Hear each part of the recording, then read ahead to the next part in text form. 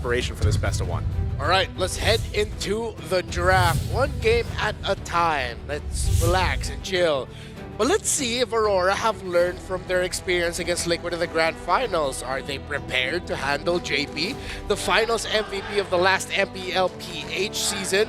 Because clearly JP just controlled Aurora single-handedly, no matter what hero he ended up with. And a bit of that is still on their minds as they straight up banned the Hilda away from JP. Thorns remain. That's Yuzong and Hilda, and then the Lancelot. So yeah, a lot of respect definitely for Sanford. It's Sanford, JP, Carl. Yeah. Right? In that order. Meanwhile, for TL, it really is about getting the mid trio uncomfortable. Right now, it's about the tank and the mid. Tank mid, you know, this last ban too. We'll see if it's actually going to be towards. Again, we see a lot of even roamer bans, especially over in the Philippines. We see that a lot with the current meta things going. I'm wondering if this last one for the first phase will be towards that option. The fact that the Kaleo was banned out, also the Jushin, top picks for that first pick, blue side, will leave things open. Again, you know, even then the Yuzhong is gone, right? So like some of these XP lane options that we see grabbed in the early portion of the phases are out of the picture. So this is going to be the Grok. Now, first pick priority, what are we thinking here?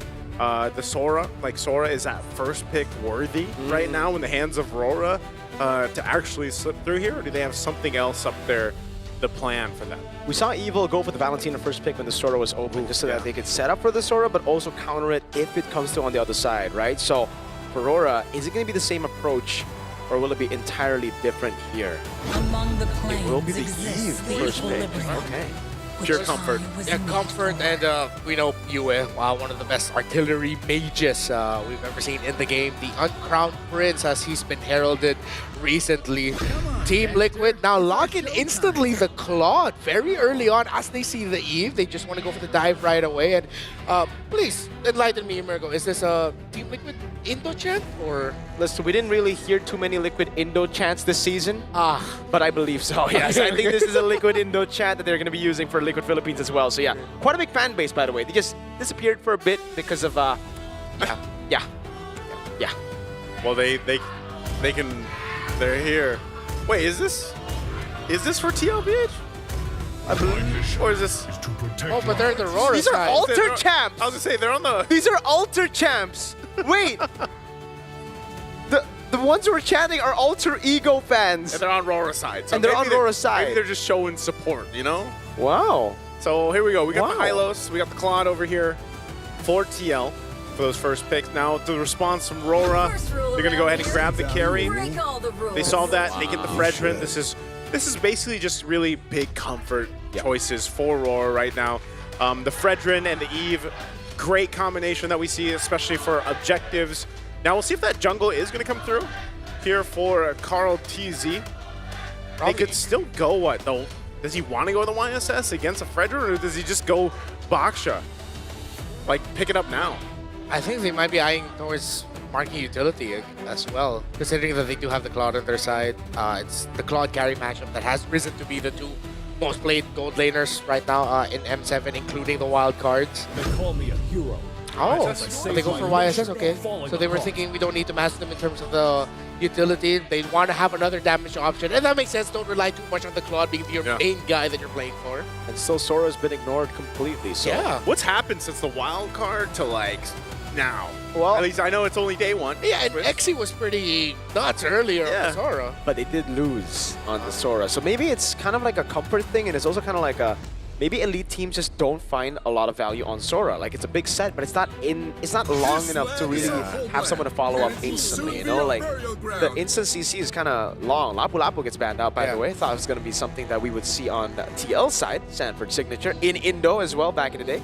We're not going to be getting that. The Arlot should be open for him later on, though. And the Glue, still very strong options, both for Edward and Sanford. And I think both teams are leaning towards getting comforts and a better matchup for their EXP laners as Edward and Sanford. If you have players like them in your team, you want to make them your focal point. Yeah. So right now, the Glue should just be taken out right by Aurora. Glue will mess up their lineup, playing around the Fredrin. Yeah. And really does not mind being under the real world manipulation. In fact, go ahead, hit him under the RWM. They think it's going to be a Wow. Like, I think right now for TL, it makes more sense for them to get the Valentina a bit more pure, right? They need a bit more utility, some CC, because they already have Yusun-Chin and Claude. Yeah, I wouldn't even be surprised if TL just goes a Louis Yi. They're like one of the only teams that still plays it. Yeah, Louis. Other than literally like Super Friends. Wow. Like he might be the only other one that I can think of, at least in the Philippines, that will go for it. But this is interesting because you mentioned that the R-Lot as well, yeah, but they're the one to ban it out. You see the combo? Yeah. So, if ever there's Glue, Esme, Uranus still open. Yep. In terms of the top EXP laners that we usually see in the game. Yeah, and I don't think TL want to go for Uranus or Esmeralda here, going up against the carry and Frederick plus Eve. Like, it sounds painful. I know Uranus Esme likes pain, but not like that. Yeah, not like that. Not very happy when you're going up against a carry. And which I think I could really appreciate Aurora for just picking the carry right away in the first phase. Because they know that, okay, at least with this carry, we're whittling down a lot of the options for Sanford without having to ban it straight up. There you go. Sora finally gets banned out. All right, Sora ban. I think also the carry being picked up in the first phase was great response to the Hylos because you were at the first pick Eve and you have a Fredrin who can technically peel for you if you need it. Like you're guarded really well. There it is. Yeah. I'm sitting in the chair. Hey, Wolf, I made him proud. Yeah. Thumbs up to Wolf. The Louis again, it's just one of those picks that is signature to TL. It's signature to Sanji's playstyle. And with this kind of lineup, it can work really well for them too. You know, again, you cannot discredit the amount of damage that Eloyi can actually still bring to the table, especially in the early game. And it ruins flow. Like, again, that's something about it. Like, when it comes to team fights, you get those, the yin-yang and the passives popping off, and then next thing you know, you're able to diversion to where you need to go. And TLPH has been one of those teams to kind of almost abuse that macro potential that comes with it. There's the Uranus on the other side, like Aurora goes with, and then to round this out for the Roam, to get in there, what is Light gonna go here? Jakarta still open? Yeah. Ooh. Okay. Okay, instead of going very slow and lumbering, they added just a little bit more mobility for the lineup, which is good. Pick off, and as well, that makes Oheb overthink his entries when he decides to go in with a Blazing Duet and really has to maximize the Purify. Do we just go throw it back and go Esme Uranus in the EXP lane, or maybe an Alice might pop up too if they want a little bit more dive? Oh, there we go. Will it grant immortality? It's the Alice. So, hey, in terms of AoE, they got a lot of AoE, dude. There's a whole lot of circles. There are a lot of circles. Blaze You're right. do it, the Louis Yi, and then now you got the Shocker. Alice. Mountain Shocker. And, you know, Hylos is the only one with a straight path. Yeah. He's Slightly But different. even his... oh wait, his his ring. he carries a circle around him. That's true. There you go. A lot of circle lineup. Yeah, no glue, by the way. Like, Yeah. usually when you see the Fredrin, you just see the glue. I guess it's not really the best matchup against Uranus. And the Alice can lock down the carries as well, because it's not about Fredrin right now. It's about getting to the carry, too. Look at that lineup right And now. the Eve. Yeah. It is dead Eve. Whoa! Like, how often do you see that? Dead Eve in the lineup rating. It's been a while. 0 counter index. Yeah. Wow. Gonna be very interesting to see. Hey, if you're a new viewer of MLBB Esports and you haven't seen PH gameplay, well, welcome. This is the rematch of our grand finals back home. It's Aurora versus Team Liquid. Will Liquid stampede yet again, or will Aurora Welcome to Mobile blind Legends. them? We'll see if they can rely on that once again. As we take a look at these early rotations, it always starts there. You know, we always have to see how the jungles and even the roams are going to go ahead and play into the early potential. And, you know, not going to be too many things happening, of course, in the side lanes just yet with the nature of these heroes that were built in. But it'll be interesting also to see how Light plays this Cho. Again, he's one of the, I guess, specialists, I would say, for the Cho on that hero. And even early on, when he doesn't have that level 4 ability, that way the Dragon, he's actually able to be aggressive enough. And JP also one of them that does that exactly the same. And that's why we always highlight, you know, these teams from the Philippines, especially these two, that, again, for those that didn't catch the regular season of the professional league in the Philippines, Aurora Gaming was just unstoppable in that league and in their run in the regular season. And then, yes, unfortunately, in the grand finals, they got swept against a team at Liquid. So we'll see how those adjustments have been since that time. Those are the emblems. Standard, Festival of Blood, Uranus, the carry, Oheb and Domingkite. Usually you see this a lot with Claudes and carries want to aggressively fight each other out, while usually it's the Claude being tested early on because of the damage. Bro, he flickered! Flicker in, under turret, can't get the last hit! Plot armor, Oheb gets away with literally 1 HP. Oh man, that's gotta feel bad. You know, you're so close, but again, the carry, you just don't have that range, and both battle spells used up in that too. Oh man! Well, without the flicker now for Domingkite, he probably is not going to find a lot of those aggressive options in lane. Now first turtle is up. JP has the vision, Edward zoning them out.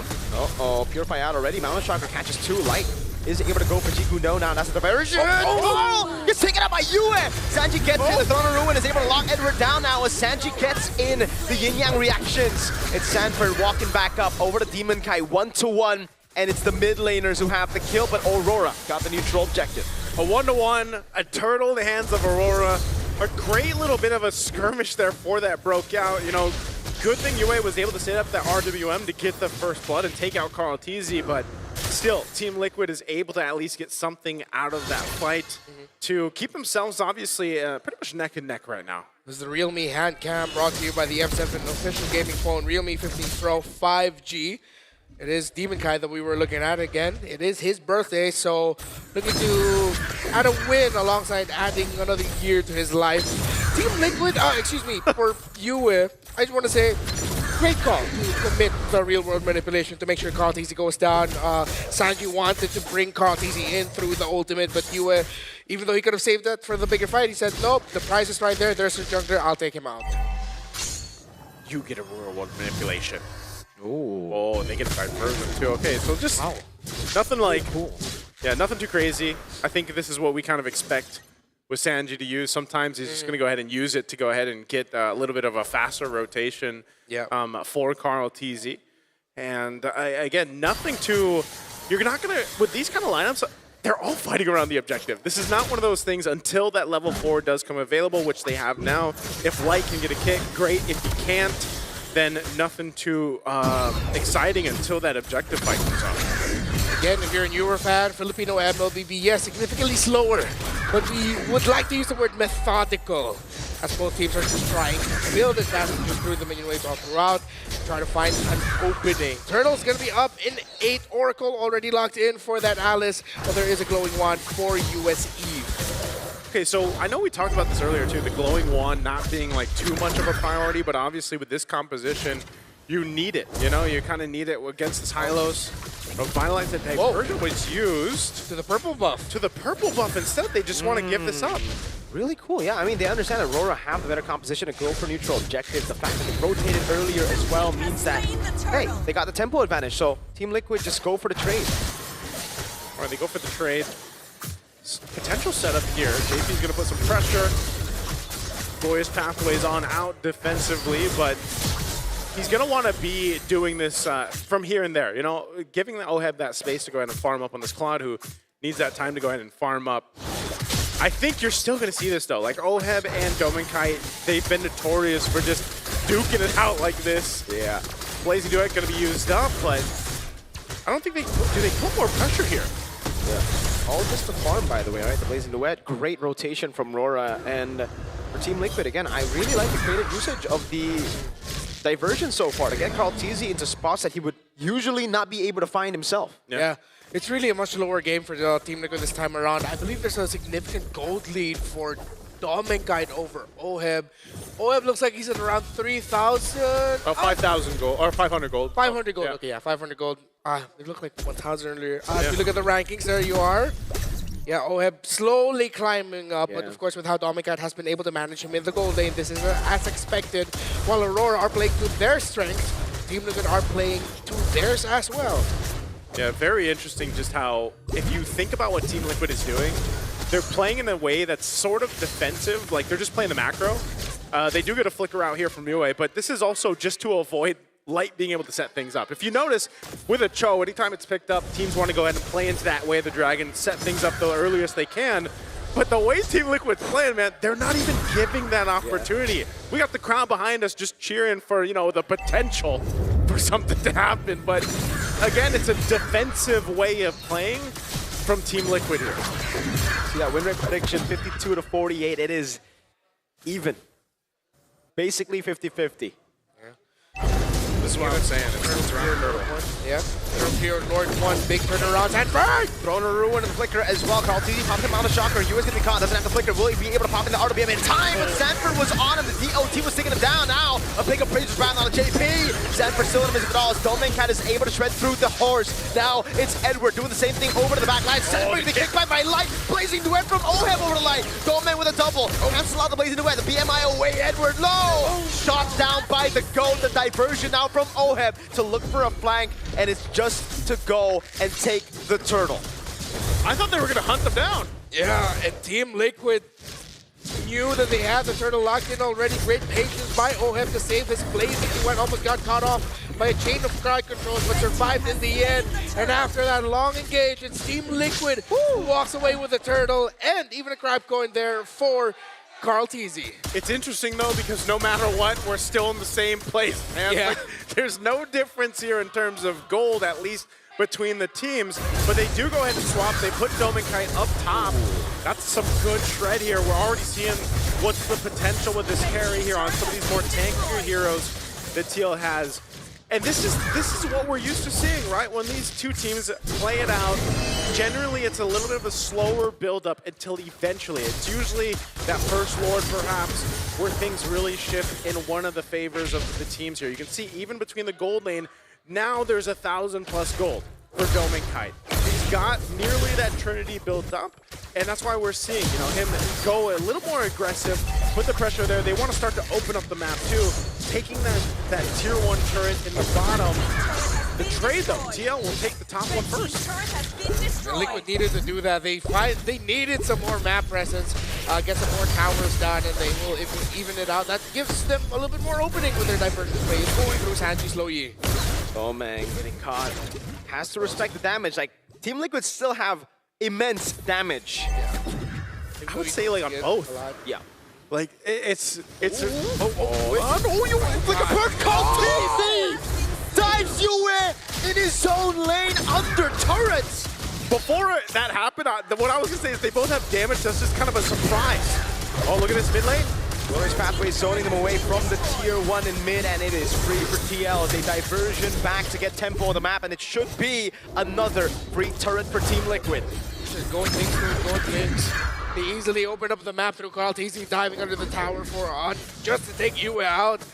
And now Liquid's map presence is gonna feel so much more smothering now for Aurora Gaming to deal with. However, because they have held the lead for majority of this game, they are still going to be very difficult to go up against with the major objective fights, which is why you see Team Liquid opening up the map, sending out the YSS and the Claude to make sure that there are minion waves that they can utilize when they are playing for the Lord Dances. Now, every team that has played against Sanji's Louis has to worry about this. You know, they have to worry about, now we're in the territory of these Lords.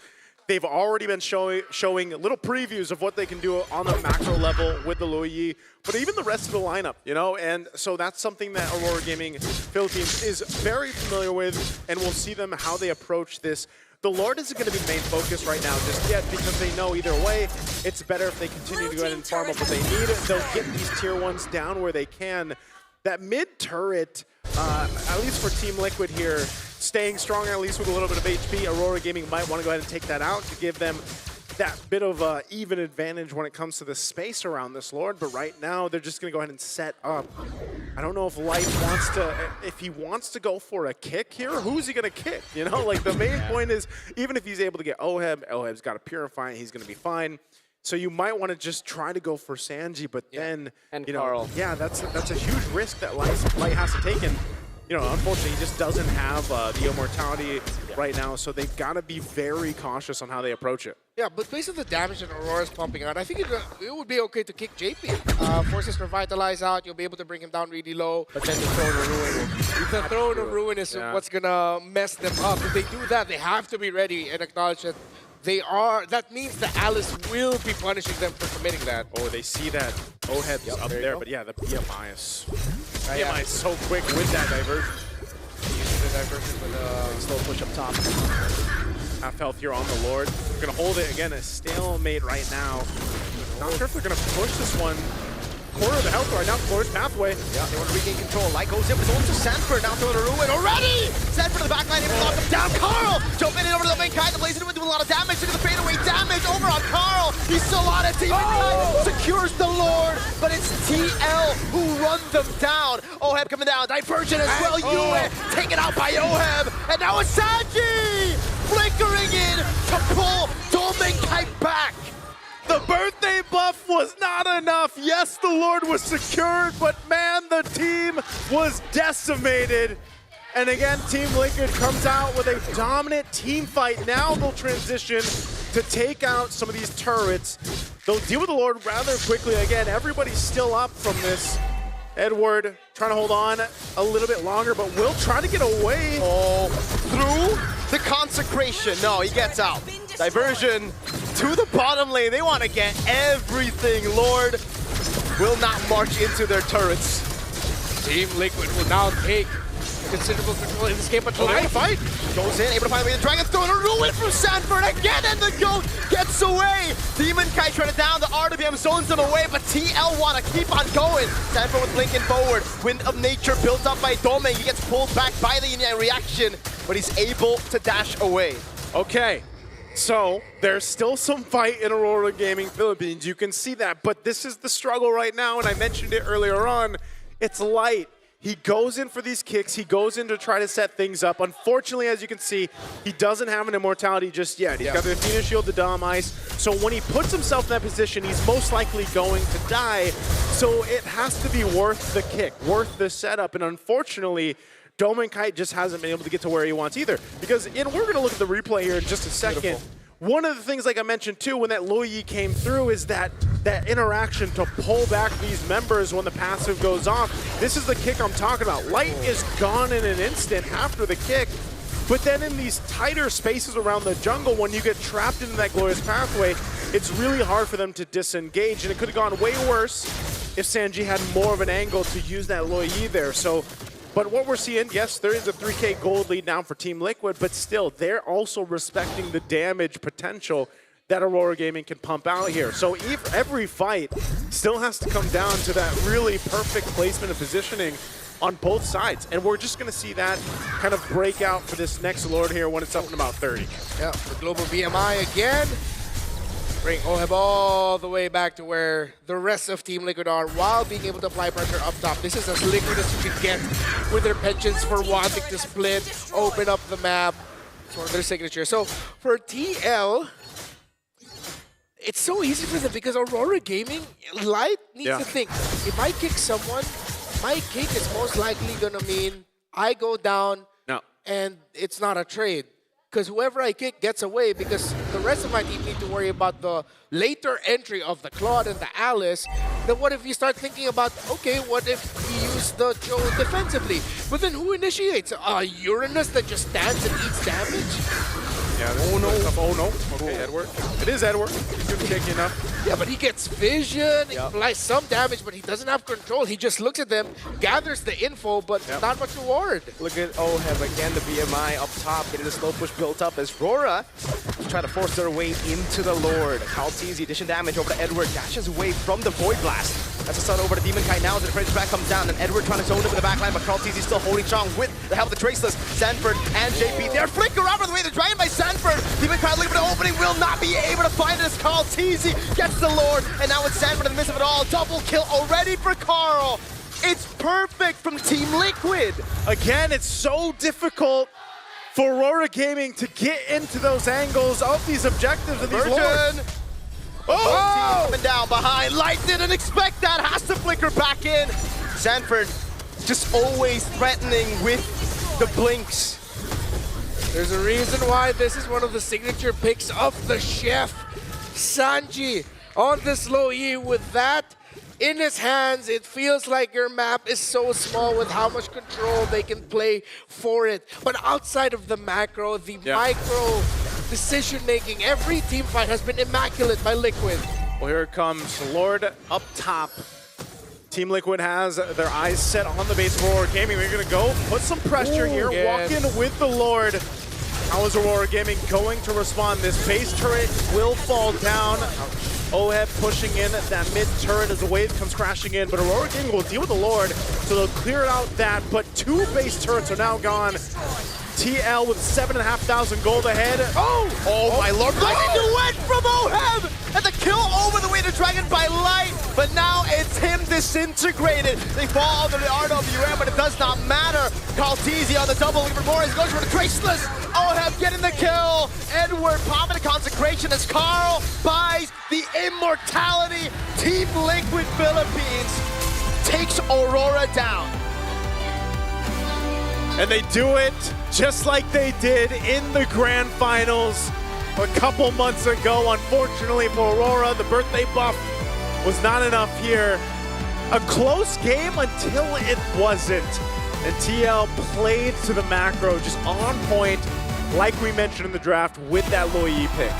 Swiss woes continue for Aurora in the M Series stage. Redemption will have to wait, as today Team Liquid are still better than Aurora Gaming Philippines.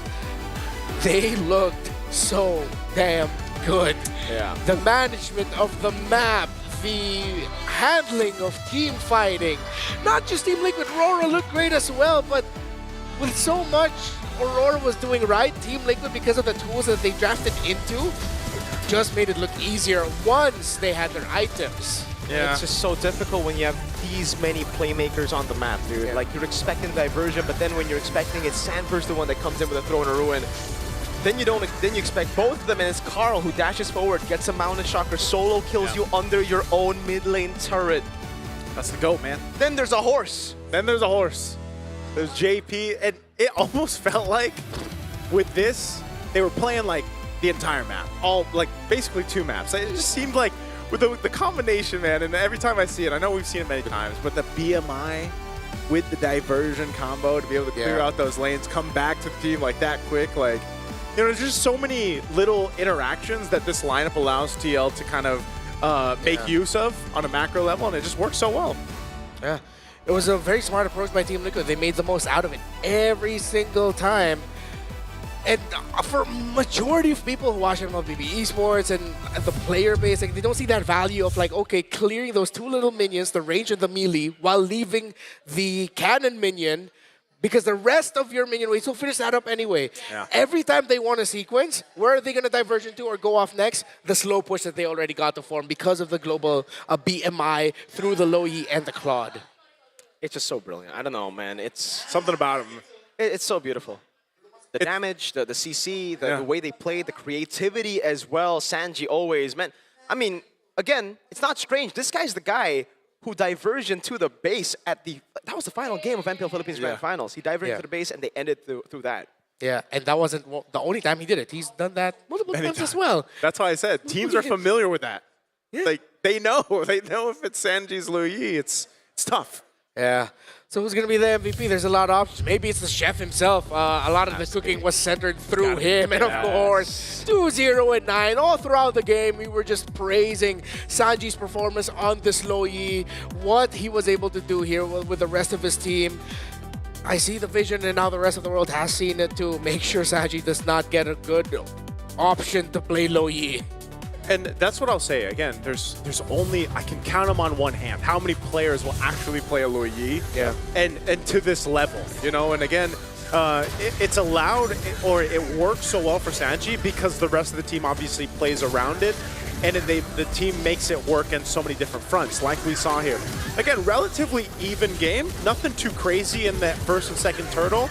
And then as soon as the third turtle, and then we transition to the first Lord, that's when that shift really happened. Yeah, and to move on from Sanji, because honestly, like, I think we've been glazing him the entire game with the diversions. It's also, I want to give massive respects to Carl TZ. That it's a different kind though. It's not the solo kills that you see, but it's in the team fights where he needs to kite back. He pops a mountain chakra, but he never uses the mountain chakra until he knows he's in a safe spot. So he uses the movement speed he gets with the mountain chakra. Again, a very underrated part of his kit that a lot of people forget about, right? You just think about the stun, the damage, but the kite ability and the way that you're able to bait so many people forward, that's something that the GOAT used so well. Again, look, Carl TZ will hold on that until he's 100% sure, then he will throw out the mountain chakra. be able to move a little bit faster, maximizing the traceless as well. The rest of the team covering him. An unsung MVP, as typical of matchups that you see here, is the Revitalize. It's a lineup with a Revitalize versus a lineup with a Revitalize. And of course, Sanford, brilliant way to end it there, throwing out the Gleam and then going in with a Flicker, get the Throne of Ruin. Great combo. I was going to say, the other the combo that worked really well there, and those, especially the fights around the jungle, was the Glorious Pathway with the Alice and Sanford. Like, you're trying to run away. You just can't, right? Because you're slow to all hell, and the next thing you know, you get Throne of Ruin. And so there was just so many good interactions between this lineup. And I think, again, that's what you see usually. I would say almost 9 times out of 10 from TL with the lineups that they bring to the table. They're just so executed well across the table, and that's why they are the team that is going for that golden road. And they've been so dominant, so strong for so long. I'm really wondering, when you watch a game like this, and like, again, look at the stats here against Aurora, right? I have to ask, who is that team in M7 currently that is going to be able to go against TL and potentially give them that first loss? When it happens, I will be fired up as hell, because I think it's going to take a lot of teams to be able to get to that level to do that to TL, because we did mention leading into this match, like Renmar said, you know, sometimes it takes TL a little bit of time. You know, they have to get poked a little bit to really get riled up, but I feel like they just came out in this game one, and maybe it's familiarity. Maybe that's part of it, right? Maybe. Swiss stage is still a big what if, sometimes in the best of one, so maybe we see that in the days and the matches ahead for TL. Definitely not the best birthday gift for Demon Kite to receive here. A big smack in the face by TL is what they were able to get. 14-3. Yeah. Like, this doesn't do the game justice, dude. A lot of people will just see the score and be like, oh man, TL just really wiped the floor. But it was a really close game up until Turtle 2. Like, up until Turtle 3, sorry. Turtle 2 was when TL got some of the wins, but it was still 3-3 at that point. Still very close. I think one of the things Aurora are going to be looking at, and Demon Kite being unable to very unluckily not get that kill onto Oheb early on when he committed the